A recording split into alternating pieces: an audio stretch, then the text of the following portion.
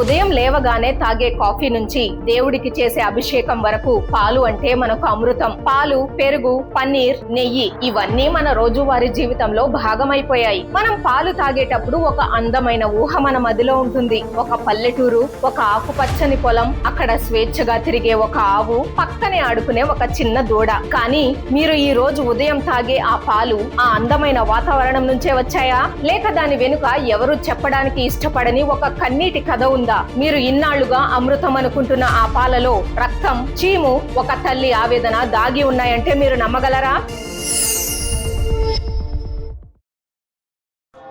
The reality of confinement. ఒకప్పుడు ఆవులు, గేదెలు ఊర్లలో స్వేచ్ఛగా తిరిగేవి. కానీ ఈ రోజు పాల పరిశ్రమ ఒక ఫ్యాక్టరీలా మారిపోయింది. మీరు ఏ డైరీ ఫామ్ కి వెళ్ళినా మీకు కనిపించే మొదటి దృశ్యం వందలాది ఆవులు కేవలం ఒక 3 అడుగుల తాడుతో కట్టేసి ఉంటాయి. జీవితాంతం అంటే అవి పుట్టినప్పటి నుంచి చనిపోయే వరకు ఆ 3 అడుగుల తాడులోనే బతకాలి. అవి కనీసం అటు ఇటు తిరగలేవు, నడవలేవు. ఉదయం, మధ్యాహ్నం, రాత్రి, ఎండ, వాన ఎప్పుడైనా సరే అవి అక్కడే నిలబడాలి లేదా అక్కడే పడుకోవాలి. మనుషులమైన మనం ఒక్కరోజు ఒకే చోట కదలకుండా కూర్చోవాలంటేనే పిచ్చెక్కిపోతోంది. అలాంటిది ఒక జీవి జీవితాంతం అలా బందీగా బతకడం ఎంత నరకమో ఒక్కసారి మీరే ఊహించుకోండి. The poison in your milk. సరే, అలా కట్టేసిన చోటైనా శుభ్రంగా ఉంచుతారా? అది లేదు. అవి ఎక్కడైతే నిలబడతాయో అక్కడే పేడ వేస్తాయి, అక్కడే మూత్రం పోస్తాయి, ఆ పేడలోనే పడుకుంటాయి. దీని వల్ల వాటి పొదుగులకు భయంకరమైన ఇన్ఫెక్షన్లు వస్తాయి. ఈ ఇన్ఫెక్షన్ ని మస్టైటిస్ అంటారు. ఇది వస్తే పొదుగు వాచిపోయి తీవ్రమైన నొప్పి వస్తుంది.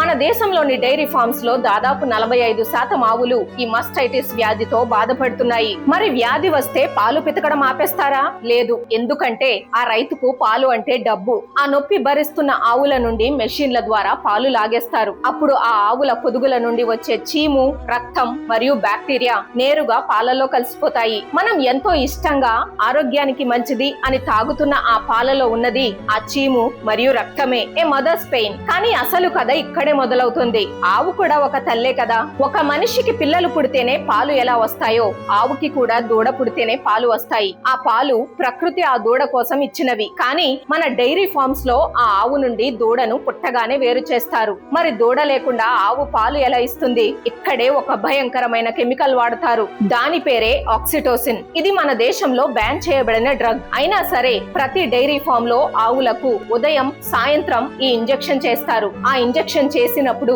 ఒక తల్లి పిల్లల్ని కనేటప్పుడు ఎంత నొప్పులు పడుతుందో అంత నొప్పి ఆ ఆవుకి కలుగుతుంది. ఆ నొప్పికి దాని శరీరం వణికిపోయి పాలు బయటకు వస్తాయి. కేవలం మనం ఒక గ్లాసు పాల కోసం రోజుకు 2 సార్లు ఒక తల్లికి ప్రసవ వేదన మిగులుస్తున్నాం. ఈ ఆక్సిటోసిన్ ఉన్న పాలు తాగడం వల్లే ఈ రోజు మనుషులలో, ముఖ్యంగా ఆడపిల్లల్లో హార్మోన్ల సమస్యలు, చిన్న వయసులోనే పుష్పవతి అవ్వడం మరియు సంతానాలేమి వస్తున్నాయని ఎన్నో పరిశోధనలు చెబుతున్నాయి. The fate of the calf. మరి ఆ తల్లి నుండి లాగేసుకున్న ఆ దూడ పరిస్థితి ఏంటి? ఒకవేళ అది ఆడదూడ అయితే రేపు అది కూడా పాలు ఇస్తుంది కనుక బతికించుకుంటారు. ఒకవేళ అది మగదూడ అయితే ఆ డైరీ ఫామ్ కి ఆ మగదూడ వల్ల ₹1 లాభం లేదు. దానికి పాలు పట్టించి పెంచడం వాళ్ళకి దండగా. అందుకే ఆ పసి ప్రాణాలను అలాగే ఆకలితో వదిలేసి చంపేస్తారు లేదా రోడ్ల మీద వదిలేస్తారు. అది కాకపోతే కబేళాలకు అమ్మేస్తారు. ఇందులో అన్నిటికంటే దారుణమైన విషయం ఇంకోటి ఉంది. కొన్ని ఫార్మ్స్ లో ఆవులు తమ దూడను చూస్తే కాని పాలు ఇవ్వవు. అప్పుడు ఏం చేస్తారో తెలుసా? చనిపోయిన ఆ పసిదూడ చర్మాన్ని వలిచి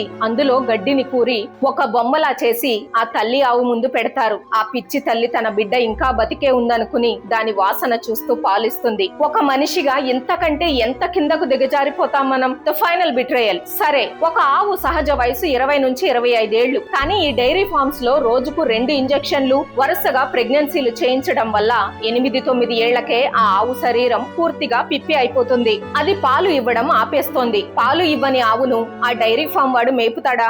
ఒక్క నిమిషం కూడా ఉంచుకోడు. ఆ రాత్రికి రాత్రే వాటిని ట్రక్కుల్లో కుక్కి కబేళాలకు పంపించేస్తారు. అక్కడ వాటిని కోసి ఆ మాంసాన్ని, చర్మాన్ని విదేశాలకు ఎగుమతి చేస్తారు. మనం ఒకవైపు గోమాత అంటాం, కానీ పాలు ఇవ్వడం ఆపేయగానే అదే గోమాతను కసాయి వాడికి అమ్మేస్తాం. అంటే దీని అర్థం ఏంటి? పాల పరిశ్రమ మరియు బీఫ్ పరిశ్రమ వేరు వేరు కాదు, రెండు ఒక్కటే. పాల పరిశ్రమ వల్లే ఆ మాంసం పరిశ్రమ బతుకుతోంది. The organic myth. కొంతమంది అంటారు, మేము ఆర్గానిక్ పాలు తాగుతాం, వాళ్ళు ఆవులను చాలా బాగా చూసుకుంటారు అని. ఇదంతా కేవలం ఒక కార్పొరేట్ అబద్ధం. మీరు ఎంత ఖరీదైన ఫామ్ కి వెళ్ళినా అక్కడ కూడా ఆవులకు ఇంజెక్షన్లు చేస్తారు, పుట్టిన దూడను వేరు చేస్తారు, మెషిన్లతో పాలు లాగేస్తారు, వయసు అయిపోగానే పాలు ఇవ్వడం ఆపగానే ఆ హ్యాపీ కౌస్ ని కూడా కబేళాలకే అమ్మేస్తారు. ఎందుకంటే పాలు ఇవ్వని ఆవును కూర్చోబెట్టి మేపితే వాళ్లకు వ్యాపారం జరగదు. ఇది మనం రోజు తాగే పాల వెనుక ఉన్న కన్నీటి నిజం. ఒకప్పుడు మన తాతల కాలంలో ఆవు ఇంటిలో ఒక మనిషి, కానీ ఇప్పుడు ఆవు కేవలం పాలు ఇచ్చే ఒక యంత్రం.